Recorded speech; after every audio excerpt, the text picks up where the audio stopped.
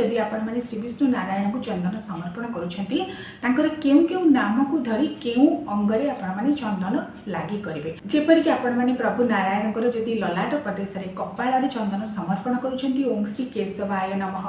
जदि कंठ देश रे चंदन समर्पण करुछंती ओम श्री गोविंदाय नमः जदि वक्ष देश रे चंदन समर्पण करुछंती ओम श्री माधवाय नमः जदि उदर पेटरे नारायण को चंदन समर्पण करुछंती ताले ओम श्री नारायणाय नमः जदि डाहाण अंटारे चंदन समर्पण करुछंती तेबे ओम श्री विष्णवे नमः जदि दक्षिण हाथ डाहाण हाथ रे नारायण को चंदन समर्पण करुछंती ओम श्री मधुसूदनाय नमः जदि कांध देश रे समर्पण करुछंती चंदन तांकर तेबे ओम श्री त्रिविक्रमाय नमः सेपर जदि बाम अंटारे समर्पण करुछंती ओम श्री वामनाय नमः जदि बाम हाथ रे चंदन समर्पण करुछंती नारायण कर ओम श्रीधराय नमः जदि कांध देश चंदन समर्पण करुछंती ओम श्री हृषिकेशाय नमः जदि बेक पाखरे चंदन समर्पण करुछंती ओम श्री पद्मनाभाय नमः